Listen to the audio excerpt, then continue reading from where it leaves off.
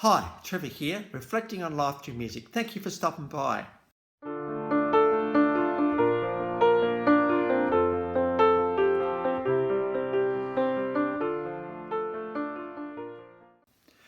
Well, coming in again today, you're very, very welcome. I trust everyone's well. And you enjoyed my last video on Jon Guerra.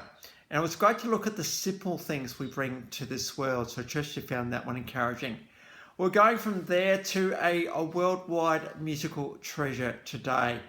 1943, Fort Macleod, Alberta, Canada. Roberta Joan Andrews was born. Her dad was actually in the Air Force training pilots, so there was a bit of moving from base to base as she was growing up. In fact, she contracted polio at the age of 9, and the story goes it was this point that she actually started smoking as well. And while she was studying at school, she certainly did enjoy painting and studying classical piano at the start, but that didn't really last for that long. In fact, it was a teacher, Arthur Kratzman, who saw some sort of lyrical ability in this lass and encouraged her to write poetry, and she looks back on those days with fondness. The girl we're talking about, Joni Mitchell. Now, because of polio, Joni had a pretty weak left hand, and because of that, she actually had to teach herself different ways of tuning her guitar to enable her to play it, because she wanted to actually play guitar because she just really, really enjoyed it. And she got to start by pretty just singing around the bonfire with some friends, and that sort of morphed into nightclubs, and from that to folk music, particularly on the weekends. At the age of 21, Joni actually moved to the US, and she started to play around a few places in the United States.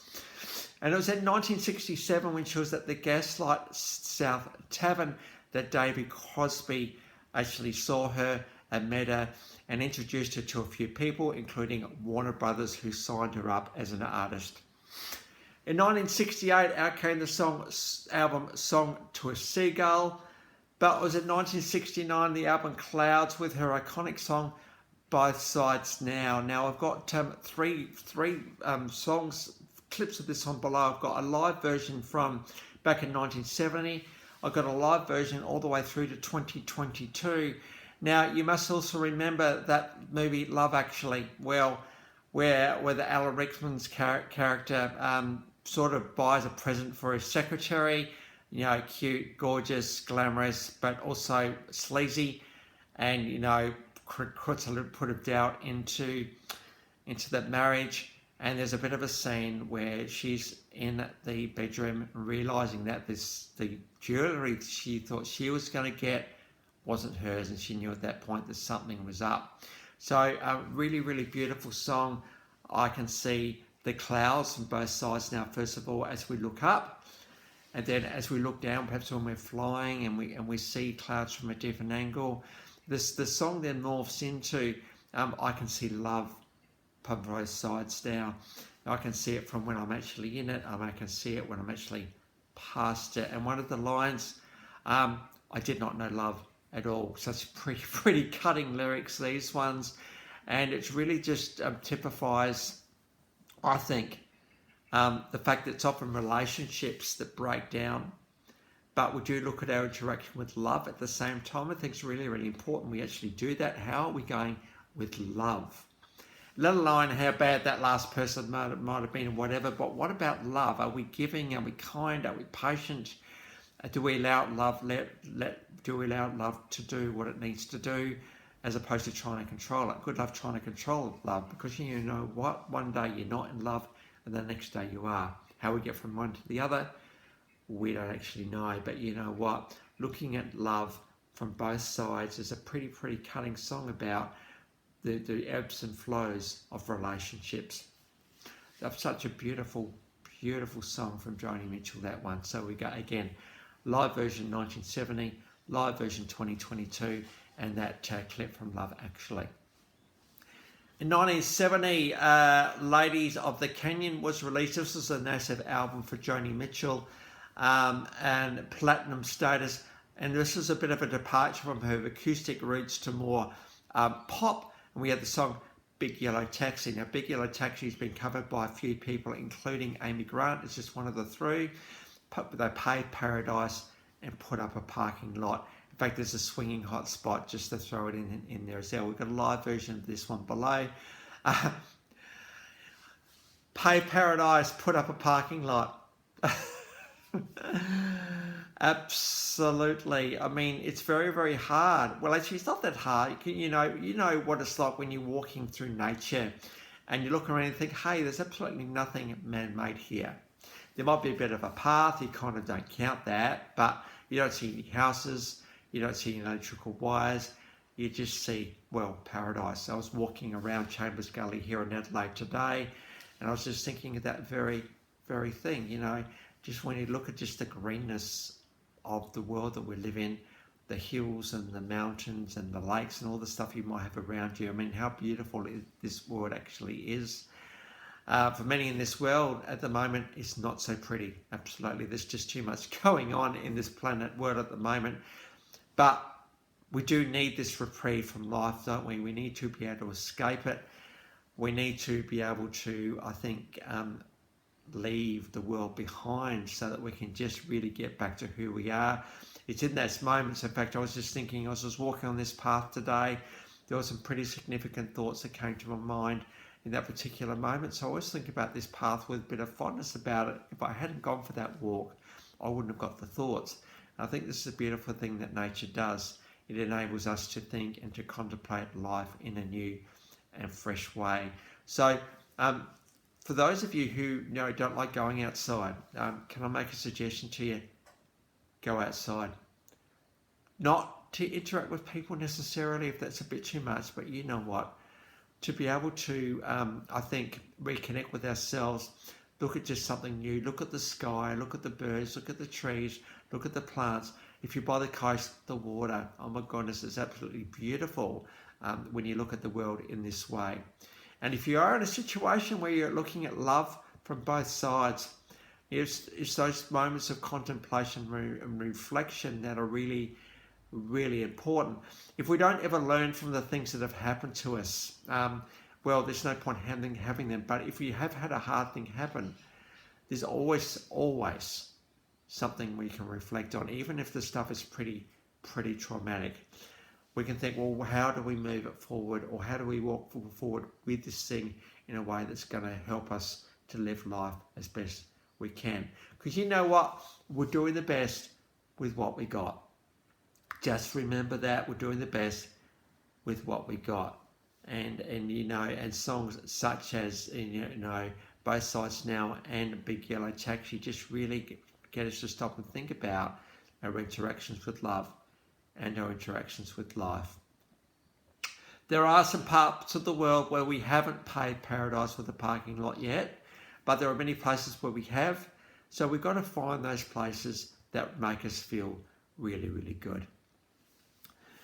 1971 out came the album Blue. Now, by this point, Joni Mitchell pretty well had laid her heart on her sleeve with the world, and there was pretty well no personal defences left for her. So we've got some really, really raw lyrics here, making a statement to the world. 1971, we got the album Blue, and we've got a live version of Blue at a piano this time, actually. This was a very big album for Joni Mitchell, got to number 20 in the US and number 3 in the UK. 1972, For the Roses came out, and we got the song You Turn Me On, I'm a Radio. Such a clever take on life here and lyrics. We've got a tribute to Joni Mitchell in this particular case. Move forward to 1988, My Secret Place. We've got an official clip with Peter Gabriel, a bit of a duo, and she did do a few collaborations at this point. And so the thing about Joni Mitchell, I think, is just to take on life. The rawness of her lyrics, the ability for her to look at life from both sides now, the clouds of love, paving paradise, putting up parking lots. She just has tweaked the world's consciousness with her songwriting and her lyrics. And she has received some accolades as being, you know, in the top singers of all time and the top guitarist of all time. She has actually had 15 different tunings to her guitar to enable her to just bring her songwriting to the world. She is a world treasure, this girl, and you know, she is well loved by the world at large. And you know, she's brought some absolutely beautiful songs to this world. But going back to her melodies and her music for a second, she has some quite innovative harmonic innovations that she's brought to the world of music. Just the way she writes and the way that she can change her tunings. Tunings didn't go to just the songs that she performed, but also the way that she wrote songs as well. She was quite innovative with her songwriting. As I said before, 72nd greatest guitarist of all time and 42nd greatest singer of all time. She has certainly resonated with music around the world with her multi-dimensionalism and confliction in her lyrics, absolutely. And many artists have covered her over the years. Canada Music Hall of Fame, Grammy Performing Arts Lifetime Achievement Award, actually the Governor General Performing Art Achievement Award. She's Canadian Songwriters Walk of Fame, star on the Canadian Walk of Fame, Companion Honour of the Order of Canada, which is a pretty high order indeed, Honorary Doctorate from the McGill University, Canada Songwriting Hall of Fame, and from 1969 to 2024, there's been 11 Grammy Awards, which is pretty amazing, including a Lifetime Achievement Award. She's received the Polar Music Prize. Les Paul, guitar manufacturer, awarded her an award, the first woman to actually achieve that. And between 1968 and 2007, 19 studio albums, 6 live albums, 15 compilation albums, 8 video albums, 25 music videos, 1 EP and 33 singles. Not completely sure of the albums she sold, but between the UK and America, just under 10 million. So it's around the 10 million mark somewhere. So well and truly contributed to this legacy of this thing called music. So it's great to give Joni Mitchell a bit of a tribute today with two of her good songs, Both Side Now and Big Yellow Taxi in particular. So the links to those 7 clips are in the description below. And I've also included my last video from Jon Guerra. So if you want to recap on him, feel free. Well, if this is your first time to Life Reflections from Music, or you've come back for another one, how great to see everybody here. Well, next time we're going to go on to Joseph Arthur. So until then, bye for now. Catch you around.